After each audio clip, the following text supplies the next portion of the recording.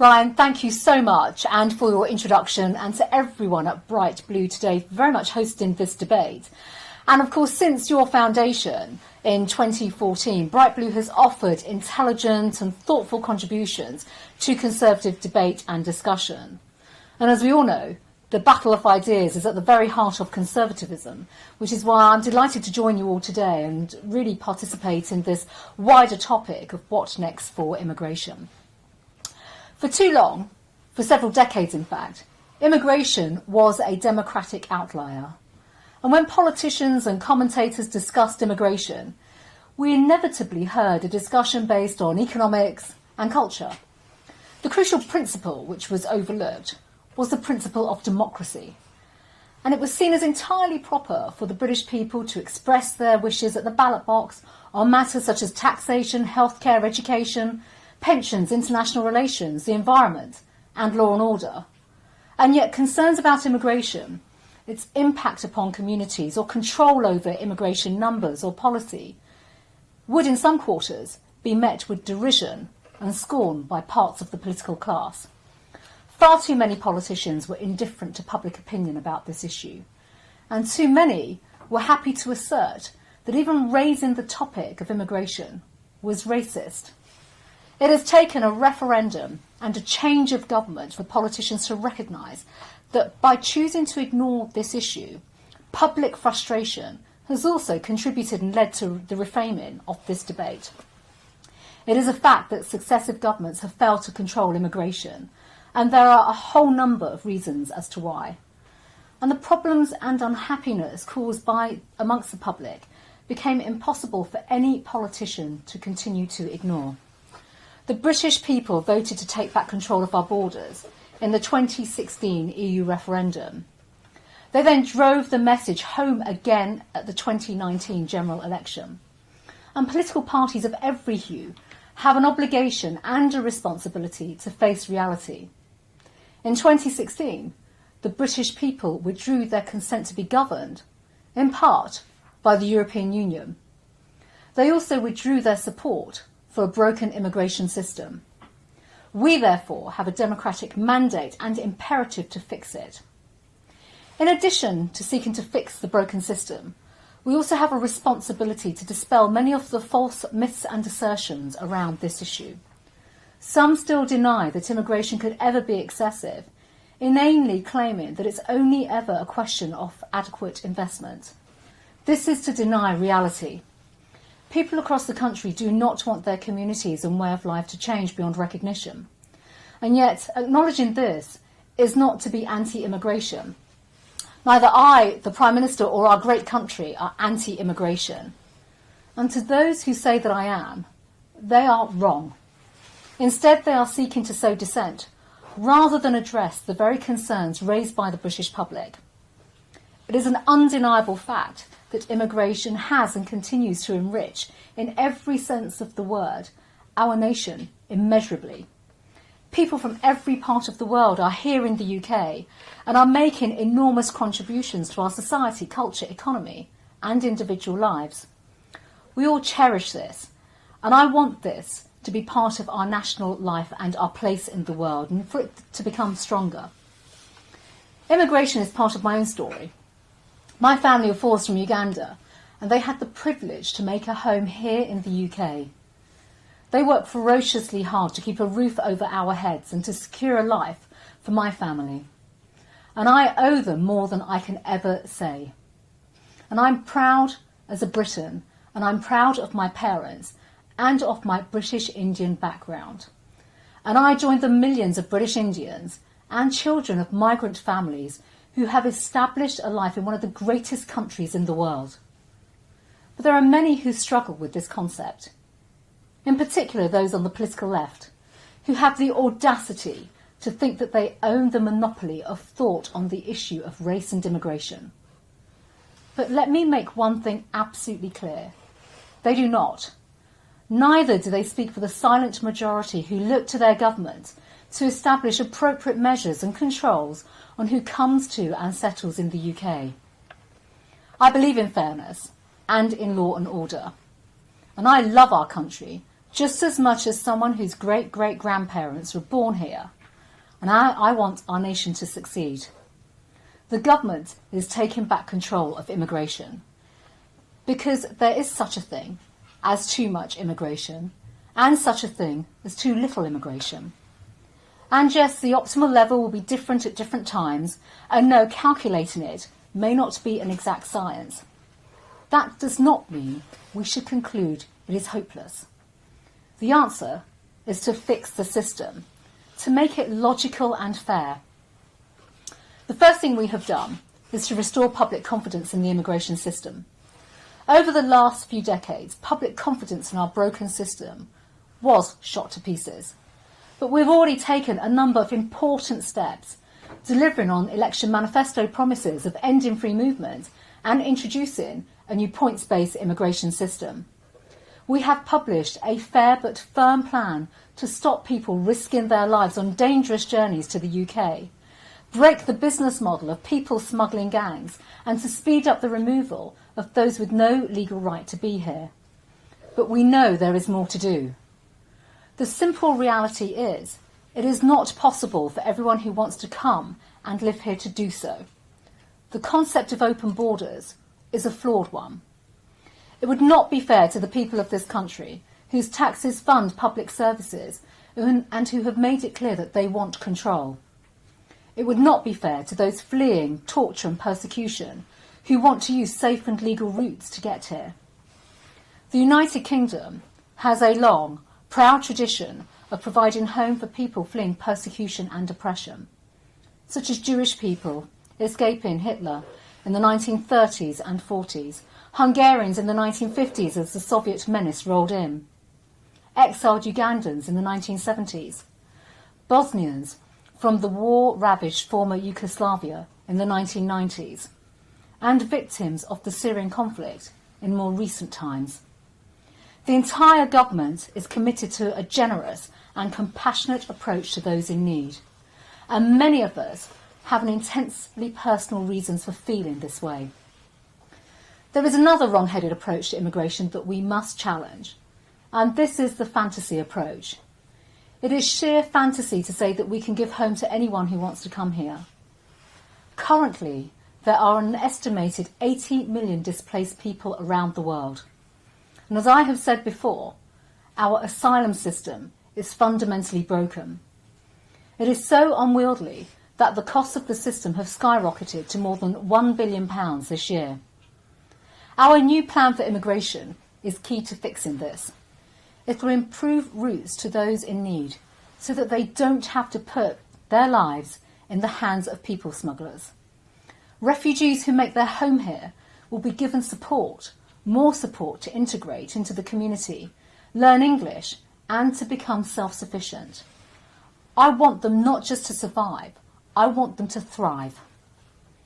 British nationality law has not changed since 1983, and it is now full of anomalies.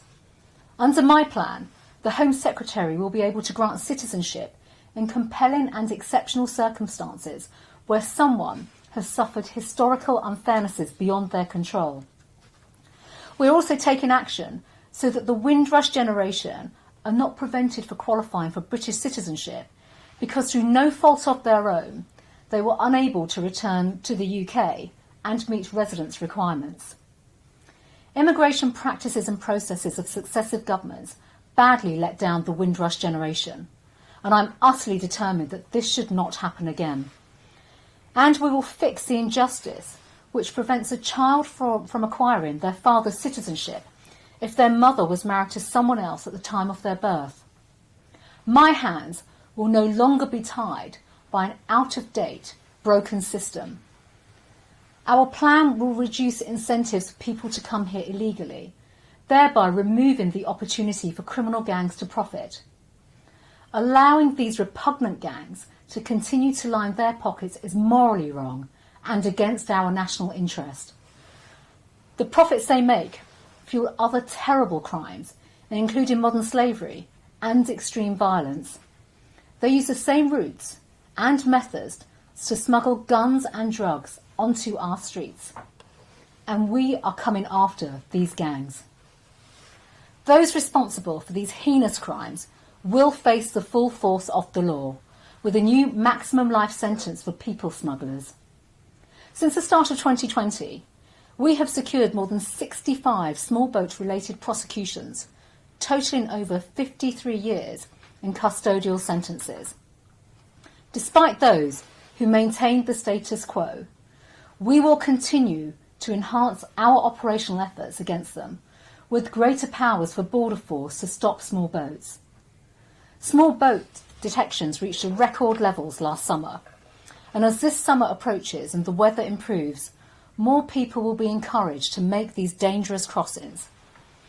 And just last week, we have seen thousands of migrants entering the Spanish territory of Ceuta.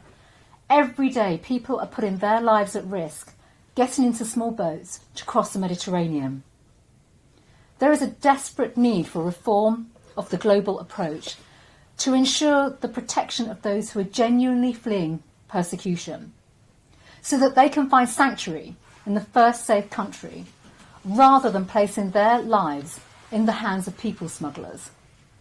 The UK will continue to provide leadership and do everything we can to prevent more lives being lost. The next strand of our plan is about speeding up the removal of those with no legal right to be in the UK.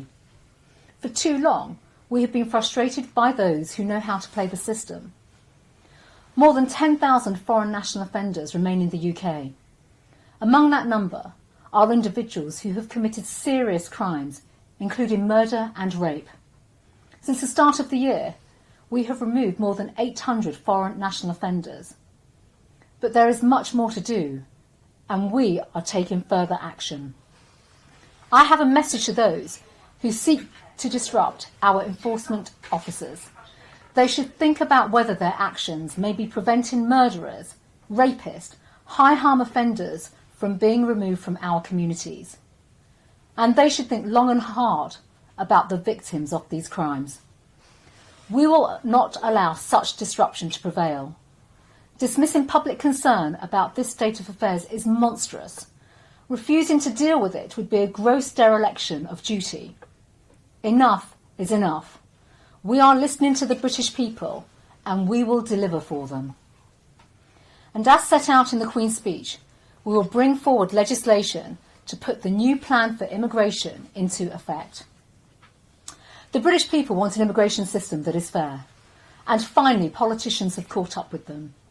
And as we shape our reformed immigration policy, it is fair, rational and right that we think about the skills our country needs to flourish. The people have spoken, and they wanted us to end free movement, and we have. At the start of this year, we delivered one of the biggest shifts in our approach for decades, implementing a new points-based immigration system. And as a member of the European Union, the EU could not control who came to this country to live and work. We can now prioritise skill and talent over where someone comes from.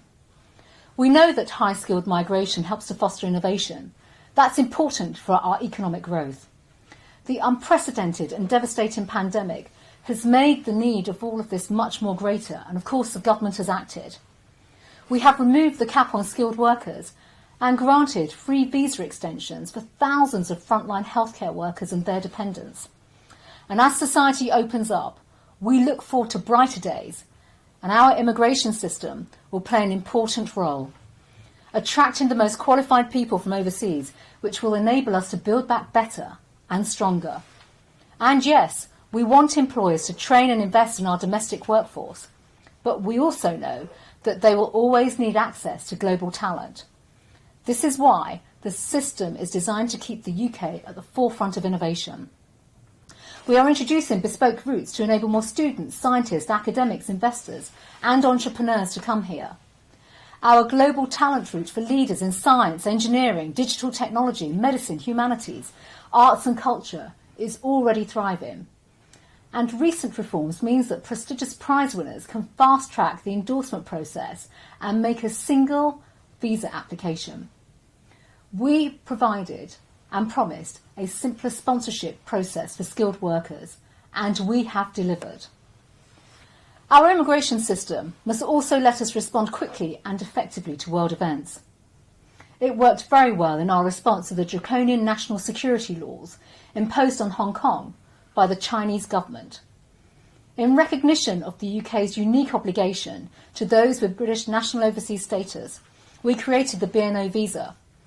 This opened for applications at the end of January, and within weeks we launched a digital route for B&Os to submit their biometrics and validate their identity using a digital app.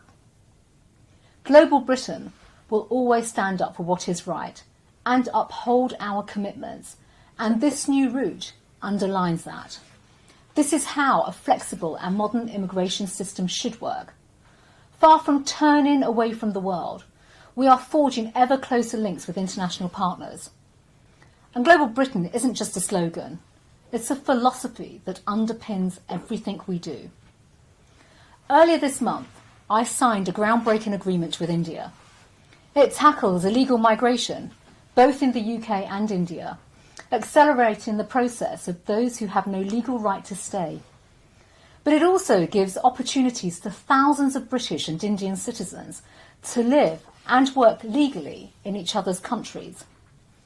This agreement shows the way forward as we strive for a new gold standard for immigration, one which is both fair and firm. The EU settlement scheme is another success story for this government. We all remember the dire warnings about our ability to deliver. Our opponents even said that we had no intention of doing so, but we have delivered. As of the end of April, the scheme had received more than 5.4 million applications and concluded more than 5.1 million. There have been more than 4.9 grants of status. And with just over 1 month left until the deadline to apply, our message to EU citizens and their families remains the same. We value your contribution to our country immensely, and we want you to stay. We have made substantial progress, but we are relentless in our pursuit of improvements to our society and security. So today I have published a statement outlining our strategy for legal migration and border control. It is underpinned by a clear ambition to put in place the world's most effective border system, one that enables and supports growth and prosperity for the United Kingdom, one that is simple to understand and operate. The system will prioritise public protection by making our border more secure. Those who play by the rules and seek to come to our country legally will encounter a system that is straightforward and fair. British people will have confidence that the strongest controls are in place, and there will be a seamless experience of people coming to the UK for legitimate purposes. As Home Secretary, my number one priority is the safety of the British public. Security is at the very heart of our new plan for immigration. This year, we will end the use of insecure ID cards for people to enter our country, and we will apply tougher UK criminality rules. We are working on further reforms, including electronic travel authorisations, as part of a simpler and more secure universal permissions to travel. Our new plan will make it easier to identify potential threats before they reach the border, through targeted and more effective interventions from coordinated multi-agency operations. Our new fully digital border will provide the ability to count people in and count people out of the country. We will have a far clearer picture of who is here and whether they should be, and we will act when they are not. So to the question, what's next for immigration? The answer is whole-scale reform of the system. Anything short of that would not be fair, it would not keep our country safe, and would not meet the demands of the British people I serve. They want a new system that works for the law-abiding majority and against those who abuse our hospitality and generosity. One that welcomes those most in need of sanctuary, and one that slams the door on dangerous criminals. One that attracts top talent from around the world. Our immigration system is broken, and we will fix it. We will ensure that it reflects the values and the wishes of the majority of Britons. I know that they are welcoming and open-minded. I know they want an approach to immigration that is fair but firm. and at long last, they will finally have one. Thank you.